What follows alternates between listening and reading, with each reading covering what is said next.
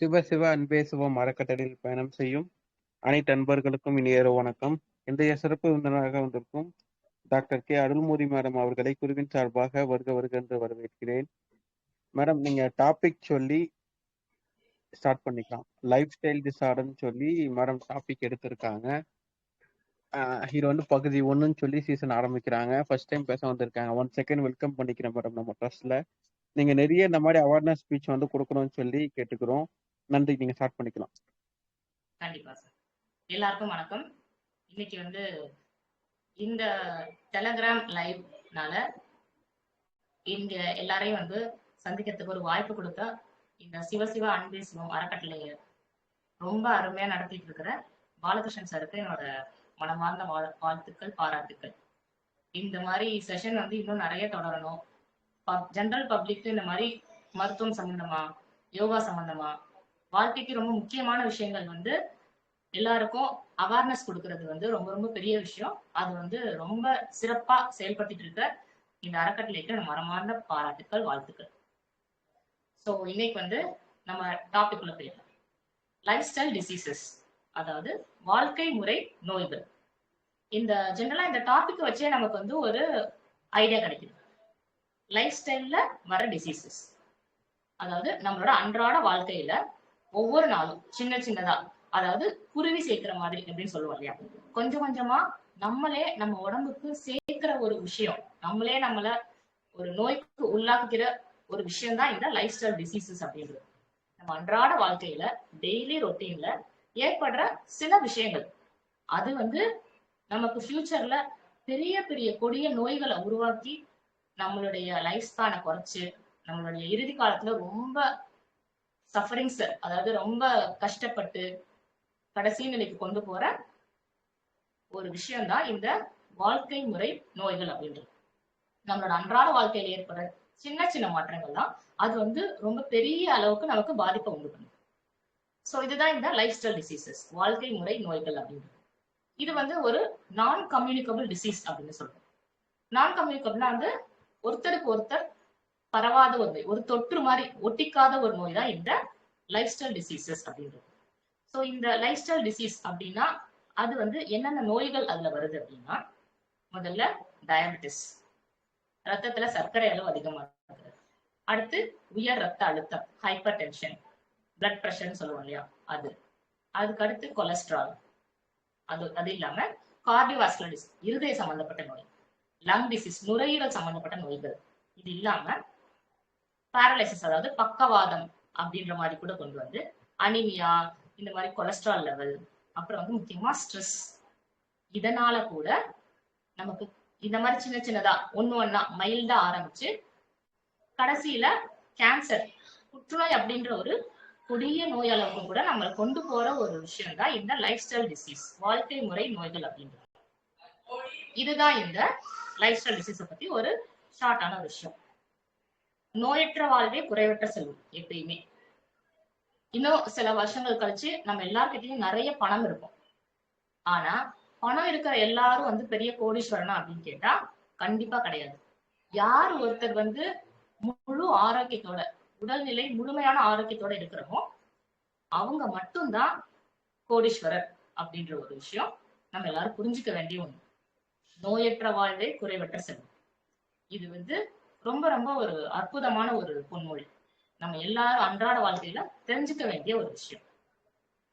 இது இல்லாம world health organisation, WHO சொல்றோம் இல்லையா, WHO ஒரு சர்வேல என்ன சொல்றாங்கன்னா 10 லட்சத்துக்கும் மேலான மக்கள் வந்து ஒரு வருஷத்துல இந்த லைஃப் ஸ்டைல் டிசீசஸ், அதாவது இப்ப நம்ம பார்த்தோம் இல்லையா நோய்கள், இதால ஒரு வருஷத்துல இத்தனை பேர் இறக்கப்படுறாங்க அப்படின்னு ஒரு சர்வே இருக்கு.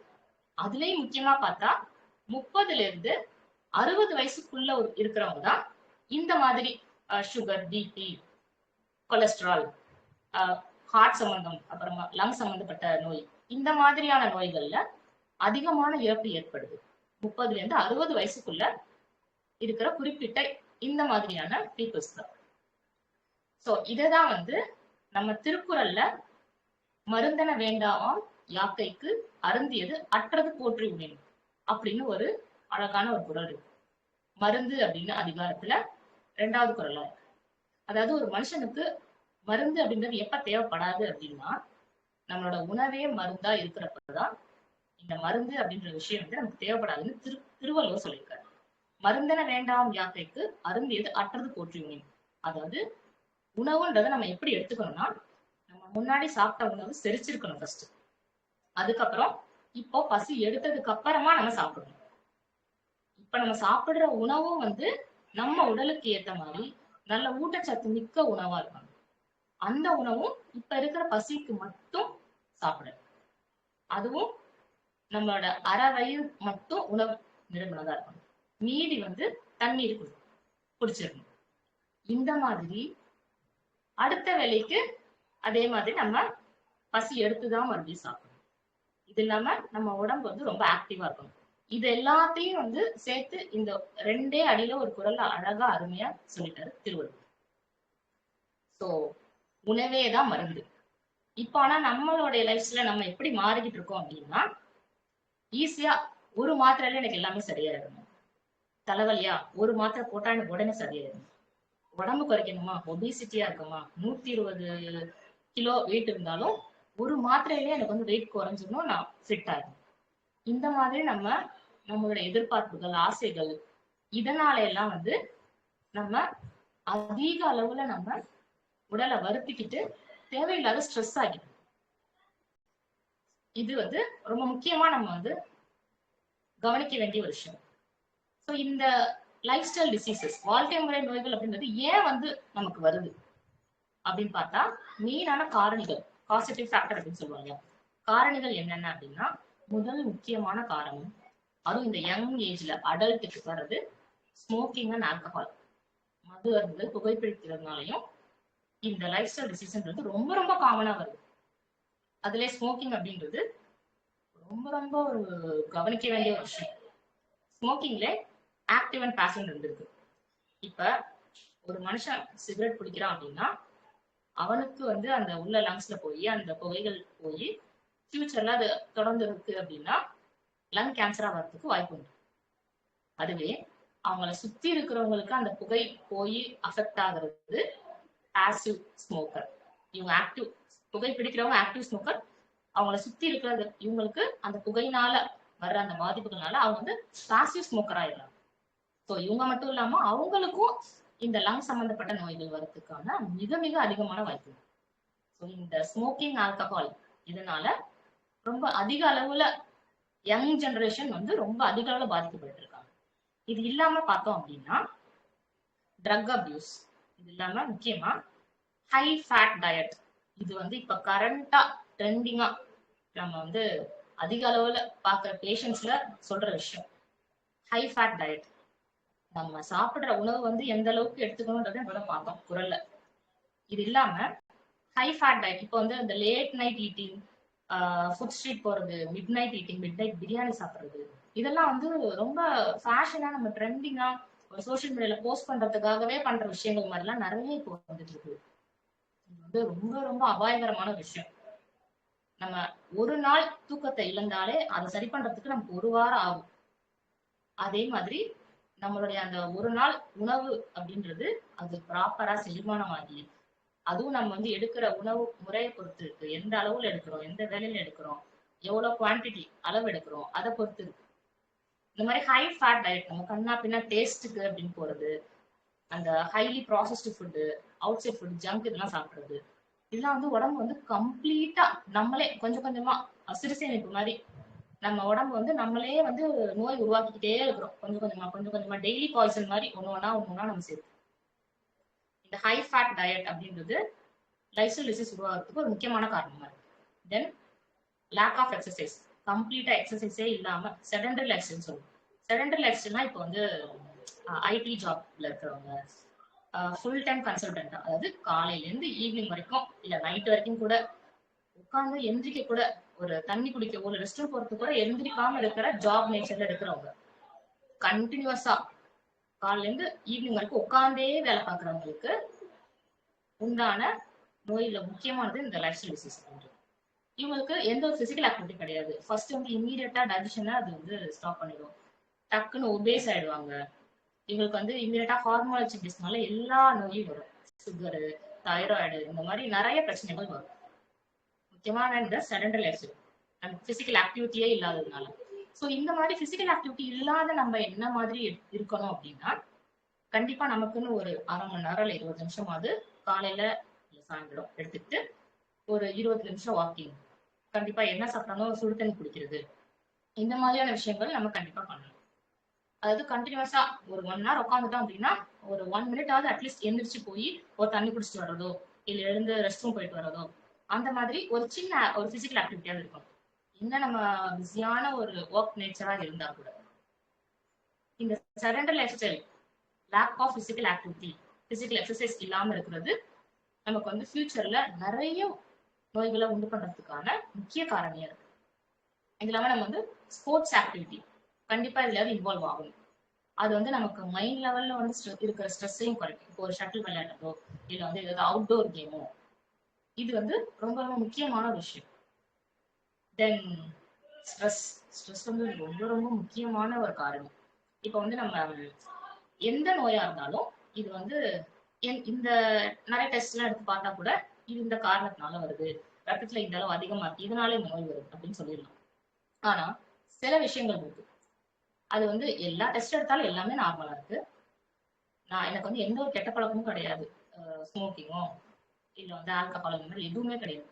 அப்படி இருந்தும் எனக்கு இது சில சில வகையான நோய்கள் வருது அப்படின்னா இது வந்து இடியோபத்திக் காஸ் அப்படின்னு சொல்லுவாங்க. அதாவது காஸ் ஆஃப் அன்னோன் ஆரிஜின், இதுக்கு வந்து காரணமே கிடையாது, காரணமே தெரியல அப்படின்னு இருக்கிறப்ப இது வந்து முக்கியமா இது வந்து ஃப்ரம் ஸ்ட்ரெஸ்ல இருந்து வரதுக்கான அதிக வாய்ப்பு உண்டு அப்படின்ற ஒரு முக்கியமான விஷயம் இருக்கு. ஸோ ஸ்ட்ரெஸ் இன்டியூஸ்டு டிசீஸ் அப்படின்றது அது ஒரு பெரிய டாபிக். இதை பத்தி நம்ம கம்ப்ளீட்டா தனியா ஒரு செஷனே வந்து நம்ம பேச வேண்டியது. ஏன்னா மக்களுக்கு இப்போ இந்த ஸ்ட்ரெஸ் இன்டியூஸ்டு டிசீஸ் அப்படின்றது ரொம்ப ரொம்ப அதிகமா இருக்கு. வீட்டுல இல்ல வந்து ஜென்ரலா ஒரு சர்வே எடுக்கிறப்போ ஒரு 90% மேல மக்கள் வந்து இந்த ஸ்ட்ரெஸ் இன்டியூஸ்டு டிசீஸ் வந்து நிறைய சைக்கோசோமேட்டிக் அப்படின்னு சொல்லுவாங்க. அதாவது மனதுல இருந்து வர ஸ்ட்ரெஸ்னால அவங்களுக்கு உடல்ல நோய் உருவாரு இந்த சைக்கோசோமேட்டிக். ஸ்ட்ரெஸ் வந்து ஒரு ரொம்ப ரொம்ப முக்கியமான ஒரு காரணம்.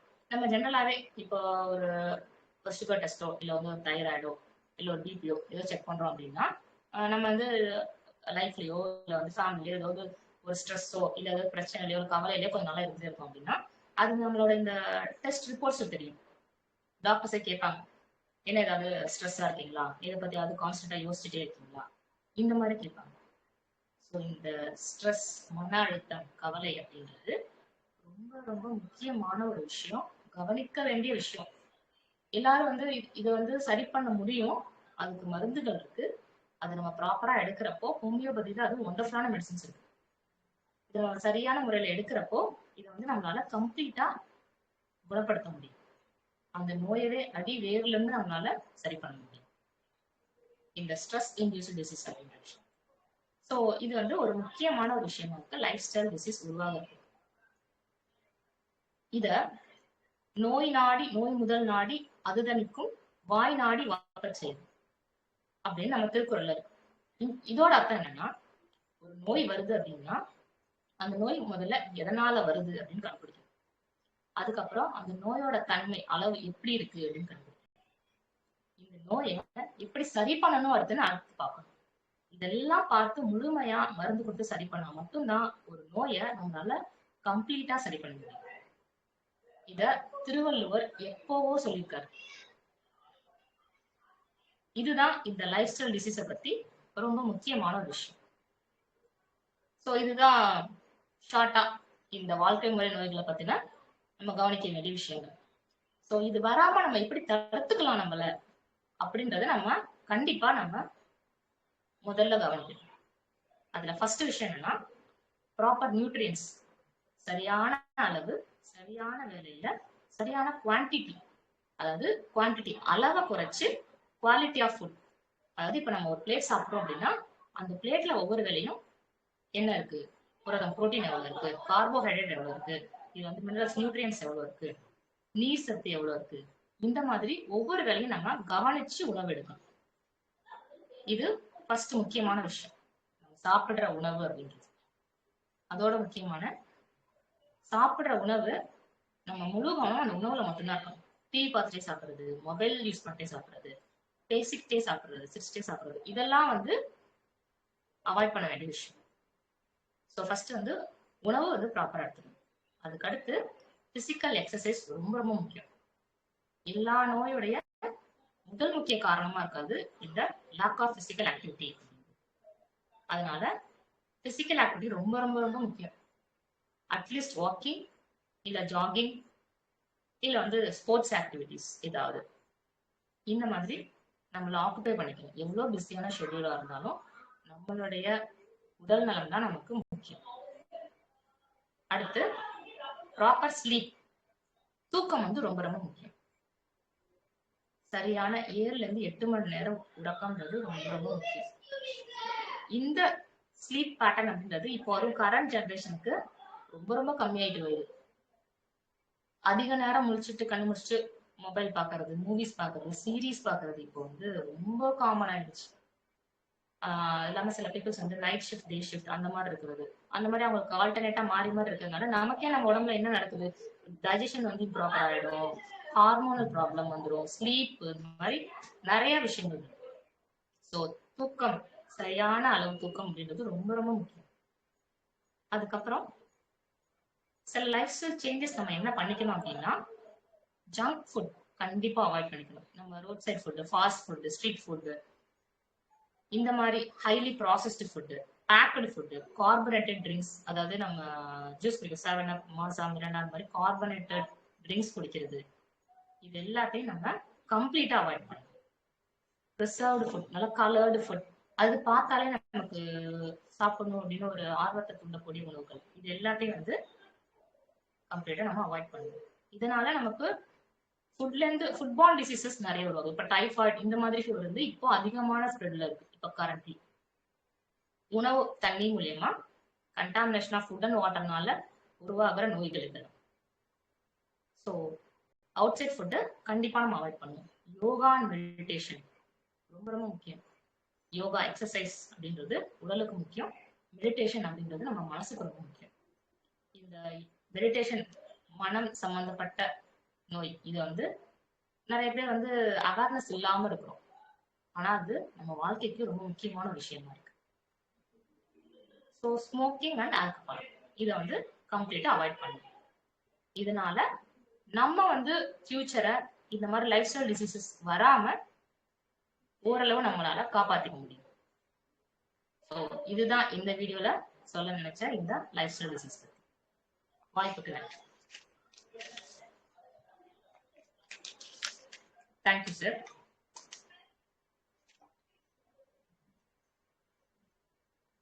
Thank you so much madam. Actually முடிச்சிட்டிங்களா? முடிச்சு சார். தேங்க்யூ. ஆக்சுவலா நிறைய விஷயம் ஷேர் பண்ணியிருக்கீங்க. ரொம்ப ரொம்ப நன்றி. கட கட கட கட கட கடன்னு ஜஸ்ட் ஒரு மோர் தென் ஒரு 1/4 மணி நேரத்துல அருவி போல கொட்டிட்டீங்க. ஆக்சுவலி அந்த அருவியில நம்ம வந்து அந்த அருவியில நம்ம தண்ணி பிடிச்சி அதை எடுத்து குடிக்கணும், அதுதான் விஷயம். ஏன்னா வந்து அவ்வளவு விஷயத்த வந்து அள்ளி தெளிச்சிருக்கீங்க. ஏன்னா ஸ்லோவா 20 நிமிஷத்துல பேசுற இடத்துலனா விஷயம் அதிகமா இருக்கும். 1 மணி நேரம் 1.5 மணி நேரம் பேசுற இடத்துல வந்து விஷயம் வந்து எவ்வளவு நேரம் சொன்னாலும் ஒரே விஷயத்த மீன் பண்ணி ரொட்டேஷனா சொல்லுவாங்க. நீங்க சாட்டன் கிளிப்ஸே முடிச்சிருக்கீங்க. அப்படின்னா 10 டைம் கேட்டா கூட அதுல எவ்வளவு விஷயம் இருக்கும்னு சொல்லி நான் புரிஞ்சுக்கிட்டேன். ரொம்ப ரொம்ப நன்றி. சங்கீதா இருக்கேன் ஐயா. அம்மா ரொம்ப நன்றி. நல்லா வாழ்வியல் வந்து எங்களுக்கு டீச் பண்ணிருக்கீங்க. எப்படி எல்லாம் டிசீஸ் வரக்கூடாது, எப்படி சாப்பிட்டா அப்புறம் எப்படி தூக்கம் பண்ணணும். ஸோ நீங்க அதெல்லாம் சொல்லியிருக்கீங்க. ரொம்ப நன்றிம்மா. வாழ்வியல் டீச் பண்ணிருக்கீங்க. Thank you so much. ரொம்ப நல்லா இருந்தது கிளாஸ். அகைன் நீங்க வந்து இந்த மாதிரி லைஃப் ஸ்டைல் வந்துட்டு பத்தி பேசணும். தேங்க்யூ. நம்ம தளத்துக்கு வந்து மிக்க நன்றிகள்மா. மற்றவங்களுக்கு யாருக்காவது கேள்விகள் கருத்துக்கள் இருந்தா கேட்டுடலாம். செல்வம் ஐயா,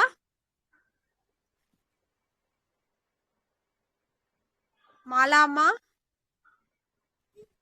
யாருக்காவது கேள்விகளும் கருத்துக்களும் இருந்தா பதிவு பண்ணலாம். செல்வம் ஐயா பேசுங்க ஐயா. ஐயா வணக்கம் மேடம். தெளிவா சொன்னாங்க, பரவாயில்ல. ரொம்ப நன்றிங்க மேடம். Thank you ma'am. தேங்க்யூ ஐயா. பேசுறீங்களா? இல்லைங்க மேடம், இல்லைங்க. தெளிவா சொன்னாங்க, போதும். பரவாயில்ல. ஓகே ஓகே, நன்றிங்க. நன்றிகள் ஐயா. நன்றிங்க பாலா மேடம். ஐயா பேசுங்க. ஆக்சுவலா போதும் போதும்ன்ற சரி, அளவுக்கு வந்து போயிட்டேன். ஃபர்ஸ்ட் வந்து பேசியிருக்காங்க. ரொம்ப ரொம்ப நன்றி ஐயா. போதும்ன்ற அளவுக்கு சொன்னது உங்களுக்கு திருப்தியா இருந்தது, அது முக்கியம். நன்றி. திருப்தியா இருந்தது. நல்லா கடகடன்னு, அதாவது நீங்க சொன்ன மாதிரி ரொம்ப ஸ்பீடா கடகடன்னு எல்லா விஷயத்தையும் டக்குன்னு சொல்லிட்டாங்க. நிறுத்தி நிதானமெல்லாம் சொல்லல. ஆனா தெளிவா சொல்லிட்டாங்க. ரொம்ப நன்றி. ரொம்ப நன்றி sir. Okay okay madam. Thank you madam. ரொம்ப ரொம்ப நன்றி. நம்ம முடிச்சுக்கலாம் actually. Thank you so much. Thank you sir.